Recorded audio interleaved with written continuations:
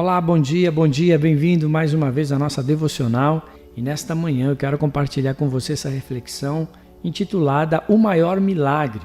E eu quero iniciar perguntando para você se você já recebeu alguma bênção, algum livramento, alguma cura, alguma restauração familiar, um emprego, entre outras coisas. Alguma coisa que marcou a sua vida. Pensou? Então, se você quiser compartilhar, deixa aqui embaixo nos comentários.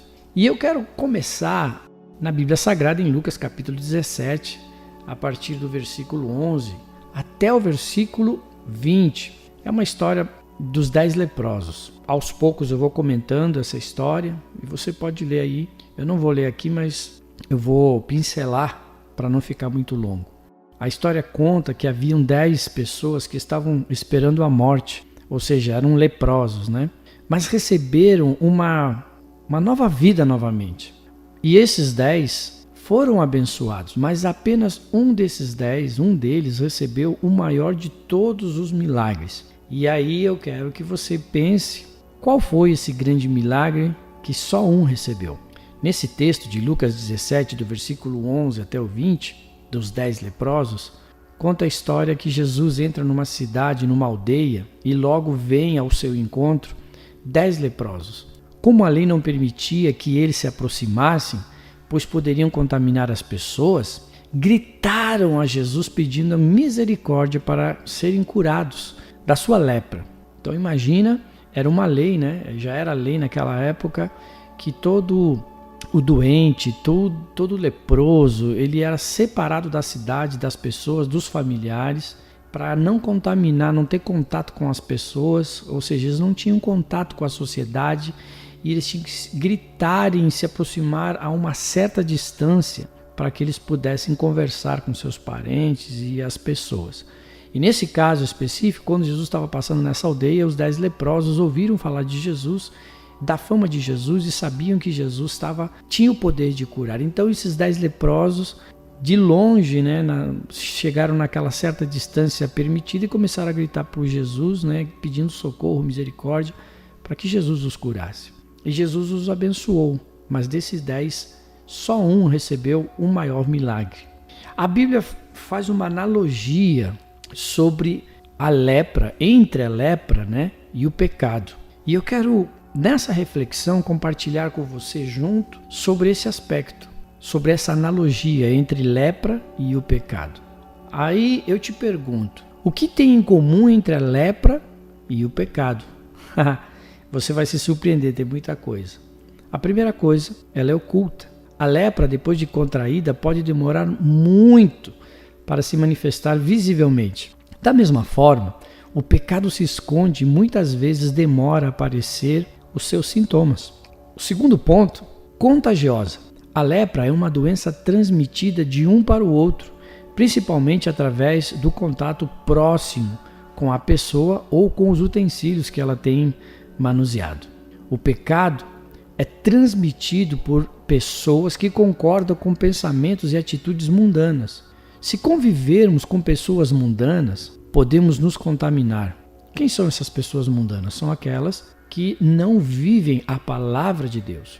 Na Bíblia está escrito em 1 Coríntios capítulo 15 e no verso 33, não se deixe enganar, as más companhias corrompem os bons costumes. Olha que interessante essa passagem. O terceiro ponto, brilha. Como assim? Dentre os tipos de lepras da época, havia em comum em que a pele lustrava, ou seja, brilhava. Isso era o primeiro sinal de que a doença se manifestaria em seguida, ou seja, a lepra. Da mesma maneira, o pecado. À primeira vista nunca parece feio, mas se apresenta bonito para iludir. A outra coisa é a inchação. Em seguida, o local começa a inchar, cresce ou avolumar. Da mesma maneira, o pecado nunca se contenta com pouco, sempre quer mais e mais, e vai se alastrando de pouco em pouco. Indolor. Com o progredir da doença, a pessoa não sente dor alguma e até hoje uma forma de diagnosticar é aproximar ao fogo para saber se está com a lepra e se não sentir nada é porque está. Da mesma forma, o pecado tira a sensibilidade da pessoa contra o mal. E às vezes a pessoa está queimando no pecado e não percebe. Afastamento. Quem estivesse com lepra deveria ficar fora do convívio dos sãos para não os contaminar. Todos com a doença ficavam juntos, mas fora da cidade. O pecado nos separa das pessoas curadas. No livro de Isaías, capítulo 59, e versículo 2 e o versículo 3 diz assim: Mas as vossas iniquidades fazem separação entre vós e o vosso Deus, e os vossos pecados encobrem o seu rosto de vós, para que não vos ouça, porque as vossas mãos estão contaminadas de sangue, e os vossos dedos de iniquidade. Os vossos lábios falam falsidade, a vossa língua pronuncia perversidade. Olha só que interessante. Bom, aqueles homens sabiam que a cura estava em Jesus e em seus discípulos, pois Jesus também deu autoridade, poder aos seus discípulos. Eles oravam ao Pai e os milagres aconteciam. No livro de João, capítulo 14, versículo 6, Jesus disse: Eu sou o caminho, a verdade e a vida. Ninguém vem ao Pai senão por mim. E em Lucas, capítulo 17, do versículo 16 ao versículo 19, diz assim: E caiu aos seus pés, com o rosto em terra, e dando-lhe graça, e este era samaritano. Bom, nesse primeiro versículo, estou compartilhando com você, dos 10 leprosos, somente um samaritano voltou para agradecer a Deus. Então olha só que interessante, seguindo a leitura. E respondeu Jesus e disse: Não foram 10 leprosos que foram limpos? E onde estão os 9? Não houve quem voltasse para dar glórias a Deus, senão este estrangeiro? E disse-lhe Jesus: Levanta-te e vai, a tua fé te salvou. Aqui vemos o maior milagre que aquele homem recebeu ao voltar e agradecer a Jesus pela cura, reconhecendo que sem Jesus ele não era nada e que daquele dia em diante ele, o ex-leproso, ia anunciar o que Jesus fez por ele. Ele foi salvo. Jesus salvou o corpo e a alma daquele homem, tornando sua tristeza em alegria permanente. Ou seja, o maior milagre que esse homem recebeu foi a salvação da sua vida. Assim como esse homem, quem sabe você que está me escutando hoje e tem a oportunidade de receber o maior de todas as curas, é a salvação da sua vida e da sua alma. Assuma um compromisso de andar com Jesus e as bênçãos te acompanharão para sempre. E além da sua vida terrena, Ele te protegerá. A conclusão que chegamos nesta reflexão, que o maior de todos os milagres é a salvação da nossa vida. Eu fiz uma analogia entre a lepra e o pecado. A lepra é uma doença terrível e o pecado também. Quando nós nos entregamos a Jesus, somos curados de qualquer tipo de doença, tanto física como espiritual. É por isso que quando Jesus ele traz a cura do corpo e da alma também.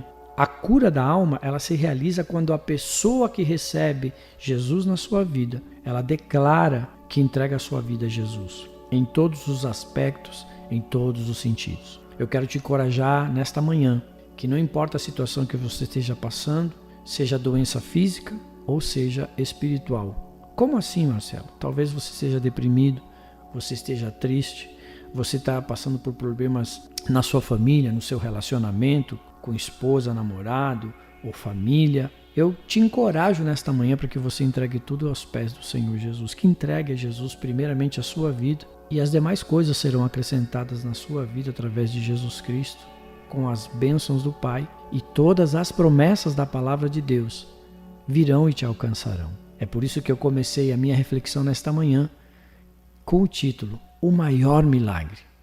O maior milagre é receber a salvação. Deus te abençoe, vamos orar. Nosso Deus e nosso Pai, nesta manhã nós queremos te agradecer por esta oportunidade de compartilhar a palavra com os teus filhos. O maior milagre, Senhor, aprendemos hoje, que é receber a salvação através do teu nome e através da nossa entrega confessando que Jesus Cristo é o Senhor da nossa vida. Abençoa cada pessoa que está me escutando neste momento, fazendo essa oração comigo, a oração da confissão. Pai querido, escreve os seus nomes no livro da vida. Cura suas almas, cura suas feridas espirituais. E automaticamente o Senhor vai curar todas as feridas externas, ou seja, a cura do corpo de qualquer tipo de doença. Porque a bênção vem de dentro para fora, a transformação vem de dentro para fora. É por isso que a tua palavra diz: eis que estou à porta e bato. Se alguém abrir, eu entrarei e cearei com ele, e ele ceará comigo. Abençoa a todos, Pai. Aqueles que estão te aceitando como Salvador das suas vidas. Hoje começa uma mudança radical e hoje começa na vida de cada um o verdadeiro milagre, que é a salvação das suas vidas. Nós te agradecemos, Senhor. Obrigado pelo privilégio de estarmos juntos compartilhando a tua palavra, que jamais volta vazia. Em nome do Pai, do Filho e do Espírito Santo de Deus, nós te agradecemos. Amém, amém e amém. Deus te abençoe, tenha um ótimo dia e até a nossa próxima devocional.